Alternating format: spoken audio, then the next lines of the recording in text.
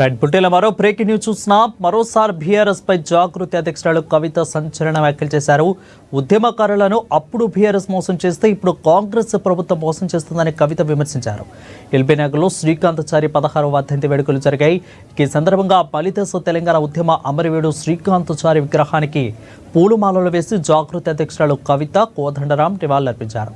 ఇక ఎల్బీనగర్ అంటేనే ఉద్యమాల పురిటి గెట్ట అని చెప్పారు.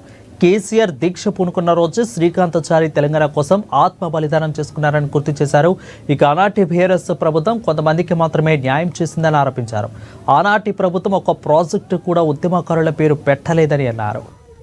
యావత్తు తెలంగాణ కూడా రగిలి ప్రతి ఊర్లో కూడా దీక్షా శిబిరాలు వెళ్ళడం, ప్రతి ఊర్లో కూడా ఆడబిడ్డలు బోనాలు బతుకమ్మలు ఎత్తుకొని ప్రొటెస్ట్ చేయడం, విద్యార్థులు అన్ని యూనివర్సిటీల్లో మరి పోరాటం చేయడం, ఉద్యమకారులు ఎక్కడికక్కడ పంతం పట్టుకొని ముందుకెళ్లడంతో ఇవాళ రాష్ట్రాన్ని సాధించుకున్న విషయం మనందరికీ తెలిసిందే.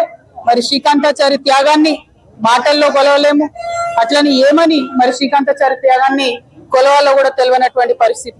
శ్రీకాంతాచారి లాగా ఇంకా 1200 మంది బిడ్డలు కూడా అసూలు బాసినటువంటి విషయం మీ అందరికీ తెలిసిందే. మరి ఇవాళ వారి త్యాగాల పునాదుల మీద రాష్ట్రం ఏర్పాటైంది. ఏర్పాటైన రాష్ట్రంలో ఆనాడున్న బీఆర్ఎస్ గవర్నమెంట్ మరి కొంతమందికి న్యాయం చేసింది, ఇంకా న్యాయం చేయాల్సిన వాళ్ళు ఎంతో మంది ఉన్నారు. ఆనాడు ఉద్యమంలో ఉన్నటువంటి అనేక మందిని మరి గౌరవించుకోవాల్సినటువంటి అవసరం ఉన్నది, ఉద్యమకారులను ఆదుకోవాల్సినటువంటి అవసరం ఉన్నది. మరి ఆనాడు ప్రభుత్వం అమరవీరుల పేరు మీద మంచి స్తూపాన్ని నిర్మించింది. కాకపోతే ఏ ఒక్క ప్రాజెక్టు కూడా మరి ఏ ఒక్క అమరవీరుడి యొక్క పేరు పెట్టలేదు. మరి ఇప్పుడు కాంగ్రెస్ ప్రభుత్వం వచ్చింది, వాళ్ళు అదే చెప్పొచ్చిండ్రు, మేము అమరవీరులను గౌరవిస్తామని చెప్పిండ్రు.